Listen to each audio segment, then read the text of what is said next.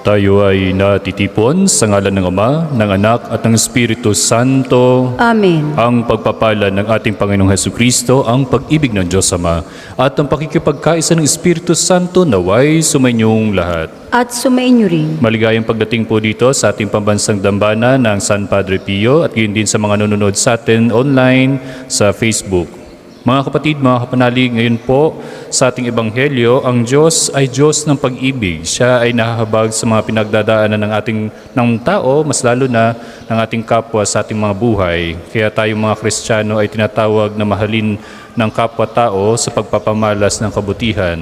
Ang Ebanghelyo po ngayon ay isang paghaharap ni Jesus sa mga eskriba at mga Pariseo sapagkat napansin nilang ang mga apostol ay nangingitil ng uhay sa araw ng pamamahinga. Ano bang susundin? Ang puso, ang pagmamahal, ang paglilingkod sa kapwa o ang batas?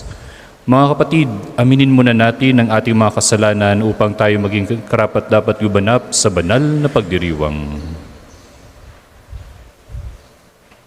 Tayong lahat, inaamin ko sa makapangyarihang Diyos at sa inyo mga kapatid, na lubha akong nagkasala sa isip, sa salita at sa gawa, at sa aking pagkukulang.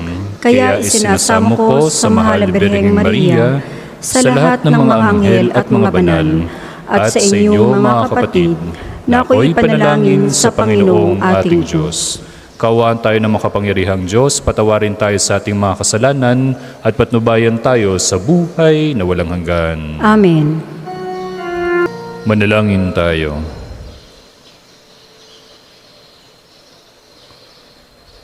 Ama naming makapangyarihan, nililiwanagan ng iyong maasang ilaw ang mga naliligaw na iyong pinababalik sa daan para ikaw ay matagpuan.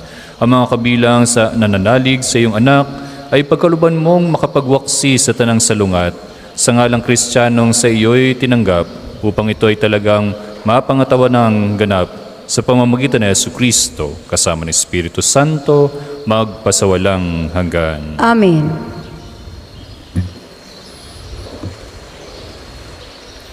Ang salita ng Diyos mula sa aklat ni Propeta Isaías. Noong mga araw na iyon, nagkasakit ng malubha si Ezekias, kaya siya'y dinalaw ni Isaías na anak ni Amos. Sinabi niya sa hari ang utos na ito ng Panginoon. Ipatawag mo ang iyong sambahayan at gawin mo na ang iyong mga huling habilin, sapagkat hindi ka nagagaling. Pagkarinig nito, humarap siya sa dingding at nanalangin. O Panginoon, alam mo kung paano ako namuhay sa iyong harapan. Naglingkod ako sa iyo ng tapat at ang ginawa ko'y pawang nakalulugod sa iyong paningin. Pagkatapos, nanangis siya ng malakas. Nagsalita uli ang Panginoon kay Isaías. Wika sa kanya, sabihin mo kay Ezekias ang sinasabi ng Panginoon, ang Diyos ng iyong ninunong si David. Nakita ko ang iyong pagluha at narinig ko ang iyong dalangin. Kaya 15 taon ka pang mabubuhay. Hindi lamang iyon, ikaw at ang lungsod na ito'y hindi maaano, pagkat ipagtatanggol ko kayo laban sa hari ng Assyria. Si Isaías ay nagpakuha ng pantapal na igos para sa bukol ni Ezekias. Gumaling naman ito. At itinanong ni Ezekias, ano ang magiging palatandaan na ako'y maaari ng umakyat sa templo? Ito ang palatandaang ibibigay sa iyo ng Panginoon para patunayang tutok din niya ang kanyang pangako. Ang anino sa orasan sa palasyo ni Haring Akas ay pababalikin niya ng 10 guhit. At gayon nga ang nangyari. Ang salita ng Diyos. Salamat sa Diyos. Salmong tugunan, buhay ko'y iyong iniligtas, pag-iral ko'y walang wakas. Buhay ko'y iyong iniligtas, pag-iral ko'y walang wakas. Minsay nasabi kong, sa katanghalian ng buhay, ako ay papanaw. Sa daigdig ng patay, ako masasadlak upang manatili roong walang hanggan. Buhay ko'y iyong iniligtas, pag-iral ko'y walang wakas. At nasabi ko ring di na makikita ang Panginoon at sinumang nabubuhay. Buhay ko'y iyong iniligtas, pag-iral ko'y walang wakas. Katulad ng toldang tirahan ng pastol, inalis sa akin ang aking tahanan. Ang abang buhay ko'y pinuputol mo na, tulad ng tela sa isang habian. Buhay ko'y iyong iniligtas, pag-iral ko'y walang wakas. O poon, ang mga nilikha ay nabubuhay dahil sa iyo. Ako'y pagalingin at ang aking lakas sana'y ibalik mo. Buhay ko'y iyong iniligtas, pag-iral ko'y walang wakas. Mainyo ang Panginoon. At sumainyo rin. Ang pagpapahayag ng mabuting balita ng Panginoon ayon kay San Mateo. Papuri sa iyo, Panginoon. Noong panong iyon, isang araw ng pamamahinga, naparaan si Jesus sa triguhan.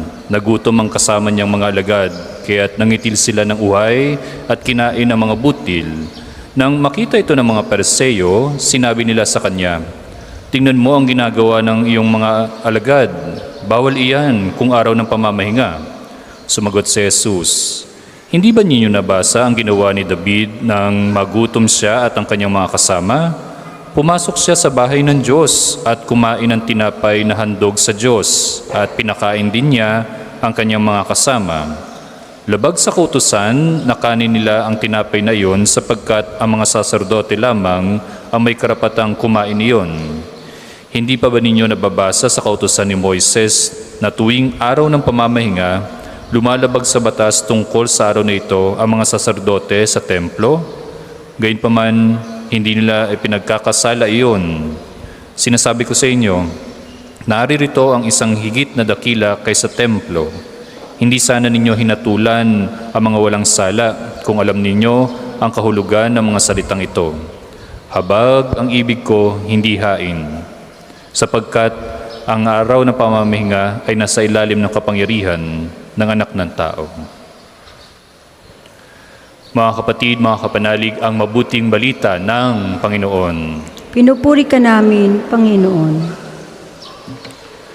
Sa atin, no, we have actually our civil law and also our divine law, no? So yun yan. So pag sinabi nating divine law, ito ay mula sa kautusan ng ating Panginoong Diyos. And the civil law, ito yung ginawa natin ng mga batas, no? Mas lalo na sa ating lipunan, sa ating kanya-kanyang mga bayan or lalawigan, di ba? At yun din ay mahigpit natin itong dapat sinusunod. At yun din, ang mga nagpasa nito, dapat din ay sila rin yung nangunguna sa pagsunod, no?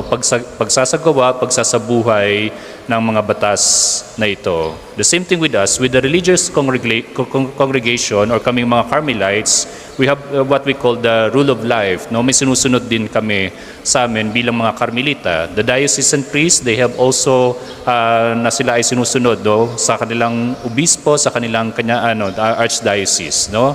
So the same thing with us ay yun ay sinasabuhay at yun din isinasa puso namin ang mga batas na ito. Pero hindi kailangan maging strict. Pero sinasabi natin, madalas dapat ang batas ay meron dapat pangil, no?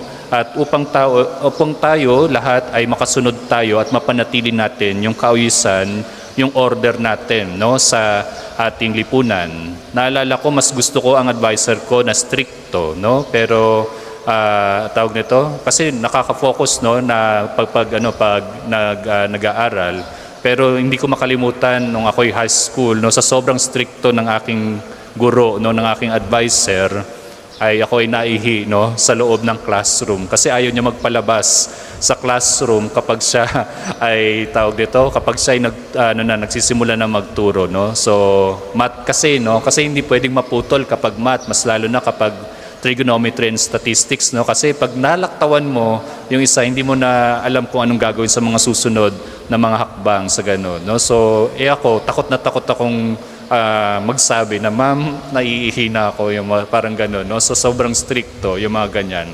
So yan. So ayun, no? So doon medyo napagbago ko yung teacher ko, yung guru ko doon sa matematika, no? So in that way, no, na from strict na somehow ay iba ng style ng kanyang ginawa. Kadalasan isinisisi po natin, no, yung mga krimen na nangyayari sa atin, no, sa ating lipunan na nangyayari dito sa atin dahil wala pong higpit sa ating batas, no? Pero bakit may mga kahit sabihin nating hindi ganoon kahigpit ang batas, pero sumusunod pa rin sila or wala ngang krimen? Katulad ng napuntahan ko sa lalawigan ng Batanes, zero crime po sila doon, no? At saka matagal silang nung panahon ng COVID, sila yung pinakamatagal na kung saan ay nagkaroon ng case ng COVID. At yun din ay meron silang tinatawag doon na honesty store, no? Na kung saan ikaw ay bibili pero walang tendera or tendero at ikaw na lang kukuha ng sukli, no, yung mga ganyan. Or kung ikaw na lang magbibigay ng tip, no? Siguro kung dito yan siguro yung 'di ba sa pantry nangyari yan sa pantry natin, 'di ba?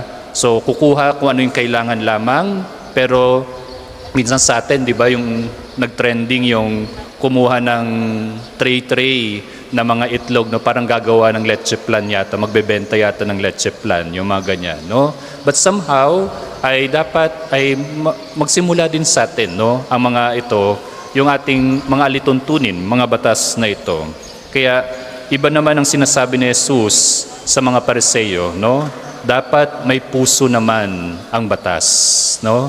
So at this point, no, ang ating ebanghelyo ay patungkol doon sa araw ng pamamahinga na kung saan ay namulot, no, ng mga uhay yung mga alagad. Actually, wala silang kasalanan doon sa batas. Wala silang pagkakasala sa batas, no? Pero yun nga, nakalagay nga sa kanilang batas, pag araw ng pamamahinga ay wala dapat gagawin, no? So yun. Nabutan sila sa sa kalsada, no? So kailangan common sense. Kaya nga sa aming Carmelite rule, at the end of our rule, nakalagay doon, gagamitin pa rin ang common sense, no? Sentido común pa rin, no, in many ways.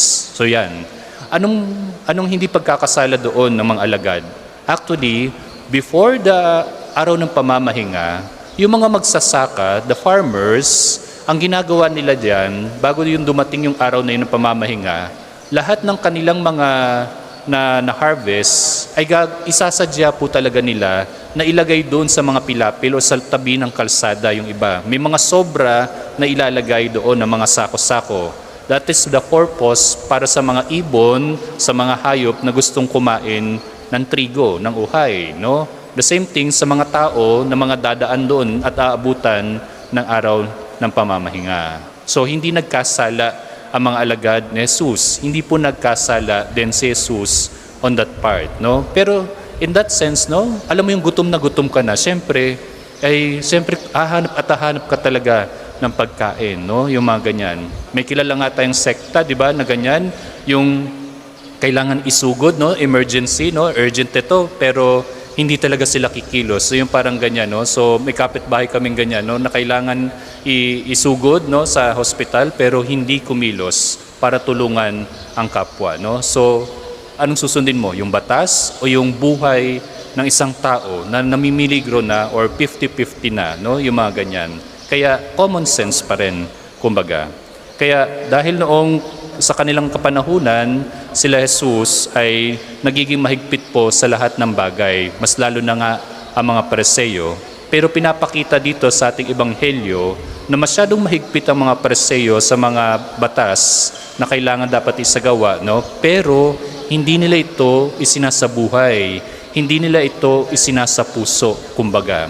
Kaya nga, last Tuesday, our gospel, may I connect lang on that part, no, na kung saan ay dapat yung mga estudyante, sabi ko magbubukas na naman ang ating klase, ay dapat ang ating mga estudyante, ang ating mga mag-aaral, hindi hanggang memorization lamang ng mga kanilang asignatura, hindi hanggang doon lamang sa enumeration ang kanilang sinasagawa sa pagsusulit. Kasi pagkatapos niyan, pagka-memorize, pagka-enumerate, wala na, hindi na nila malalaman yan.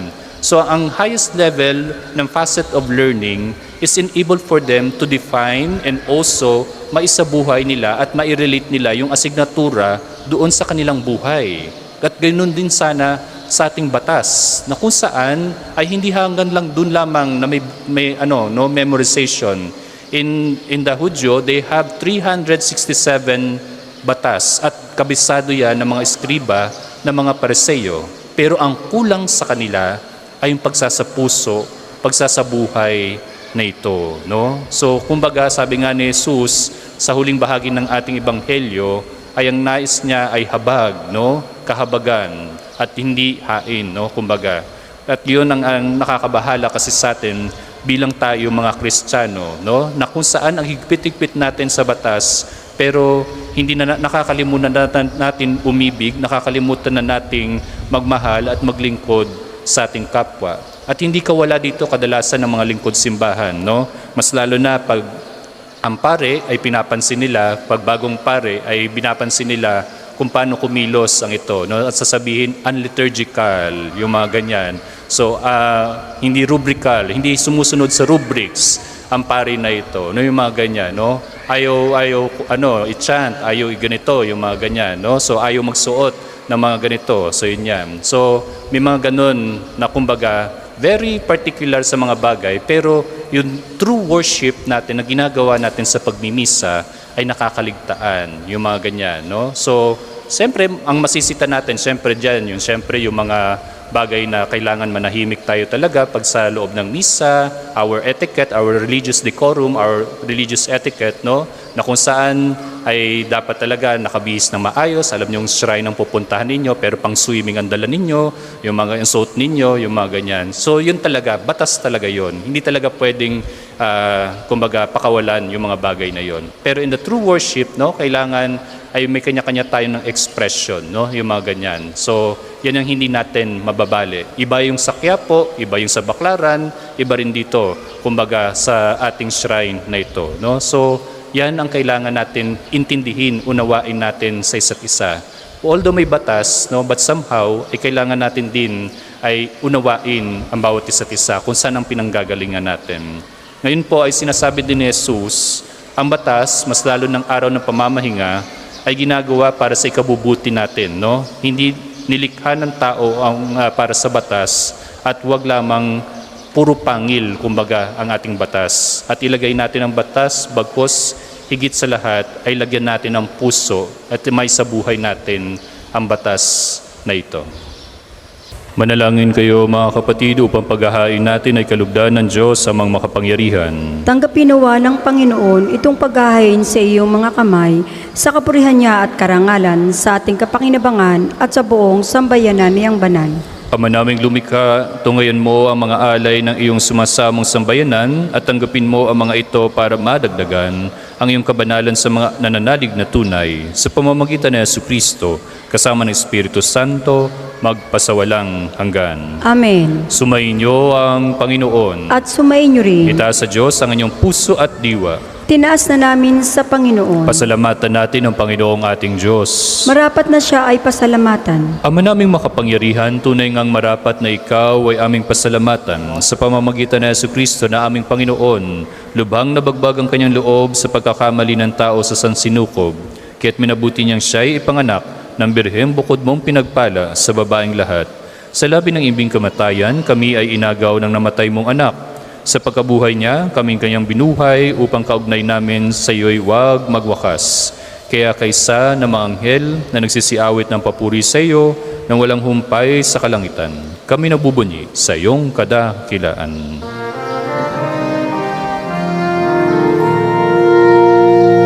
Banal ka pong may kapal, banal ang iyong pangalan, banal ang iyong kaharian.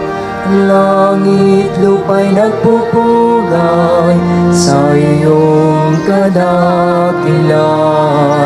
Dinarakilan ang lahat ang naparito mong anak, na siyang nagmulat sa bulag, sa pilay ay nagpalakad, at nakiramay sa lahat. Kung hindi po kayang lumuhod, manatili pong nakatayo ng may paggalang. Ama naming banal, ikaw mukalantan ng kabanalan, kaya sa pamamagitan ng iyong Espiritu, gawin mong banal ang mga kaloob na ito upang para sa amin maging katawan at dugo ng aming Panginoong Hesu Kristo. Bago niya pinagtiis ang kusang loob na maging handog, hinawakan niyang tinapay, pinasalamatan kanya. Pinaghati-hati niya yon, inabot sa kanyang mga alagad at sinabi, "Tanggapin ninyo lahat ito at kanin. Ito ang aking katawan na ihahandog para sa inyo."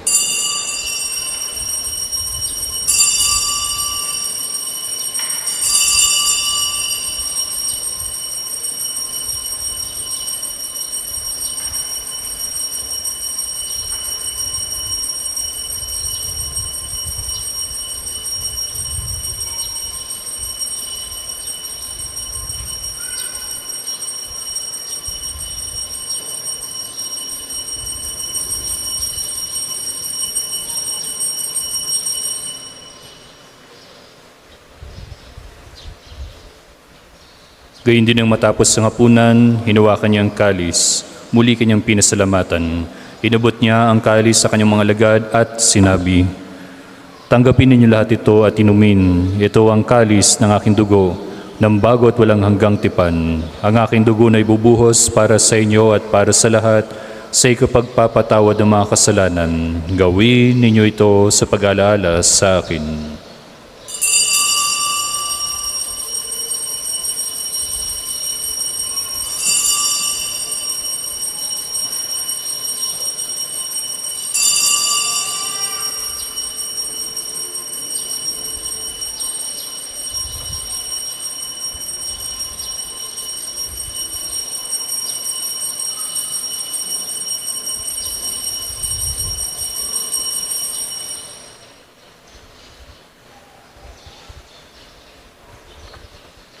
Ipagbunyi natin ang misteryo ng pananampalataya. Si Kristo'y namatay, si Kristo'y nabuhay, si Kristo'y babalik sa wakas ng panahon.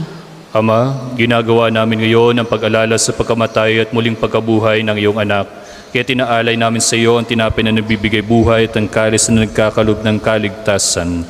Kami nagpapasalamat dahil kami iyong minarapat na tumayo sa harap mo para maglingkod sa iyo. Isinasamo namin kami magsalo-salo sa katawan at dugo ni Kristo ay mabuklod sa pagkakaisa sa pamamagitan ng Espiritu Santo. Ama, lingapin mo yung simbahang laganap sa buong daigdig. Puspusin mo kami sa pag-ibig ng Santo Papa, ni Gilbert naming obispo at ng Tanang Kaparian, mga reliyoso at reliyosa at ang aming lingkod simbahan. Alalahanin mo rin ang mga kapatid naming nahimlay na may pag-asang sila'y muling mabubuhay. Gayon din lahat ng mga pumanaw. Kaawaan mo at sila at patuloyin sa iyong kaliwanagan. Kaawaan mo at pangidapating kaming lahat na makasalo sa iyong buhay na walang wakas. Kaisa ng mahal na Bereng Maria, na ng Diyos, ang bulaklak at reyna ng Carmelo. Kaisa ng kanyang kabiyak ng puso na si San Jose. Kaisa ng mga apostol ni San Padre Pio at lahat ng mga banal na namuhay dito sa daigdig ng kalugod-lugod sa iyo. May pagdiwang nawa namin ang pagpupuri sa ikararangal mo sa pamamagitan ng iyong anak na aming Panginoong Hesu Kristo. Per ipsum cum ipso en ipso, estibi Deo Patri omnipotenti, in unitate Spiritus Sancti, omnis honor et gloria, per omnia saecula saeculorum. Amen. Amen. Amen. Sa tagubili naman nakagagaling na utos sa turo ni Jesus na Panginoon natin at Diyos, ipahayag natin ng lakas loob. Panginoong Hesu Kristo, sinabi mo sa iyong mga apostol, kapayapaan ang iniiwan ko sa inyo, ang aking kapayapaan ang binibigay ko sa inyo. Tunghayan mo ang aming pananampalataya at huwag ang aming paulit-ulit na pagkakasala. Pagkaluban mo kami ng kapayapaan at pagkakaisa, ayon sa iyong kalooban, kasama ng Espiritu Santo, magpasawalang hanggan. Amen. Ang kapayapaan ng Panginoon ay laging sumainyo. At sumainyo rin. Nang may kababaang loob, magbigayan tayo ng tanda ng kahabagan, pagmamalasakit at kapayapaan sa bawat isa. Peace be with you. Sa pagsasawa Kordero ng at Diyos patawad na at nag-aalis tugunan ng mga Panginoon si kasalanan Kristo, ng sanlibutan, tanggapin ang mga namin maawa ka sa pakikinabang amin. ng buhay na walang Kordero ng Diyos na nag-aalis ng mga kasalanan ng sanlibutan, maawa ka sa amin. Kordero ng Diyos na nag-aalis ng mga kasalanan ng sanlibutan, ipagkaloob mo sa amin ang kapayapaan. Kung hindi po kayang lumuhod, manatili pong nakatayo ng may paggalang.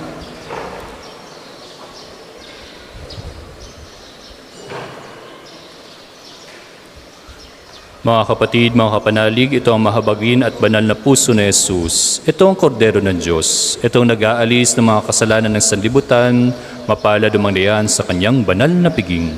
Panginoon, hindi ako karapat-dapat na magpatuloy sa iyo, ngunit sa isang salita mo lamang ay gagaling na ako.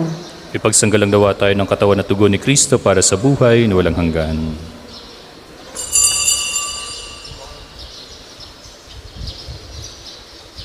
Ama naming mapagmahal, kaming mga pinagpasalo mo sa piging na banal ay makatanggap nawa ng bungang karagdagan ng iyong pagliligtas na aming ipinagdiriwang sa pamamagitan ni Jesucristo kasama ng Espiritu Santo magpasawalang hanggan. Amen.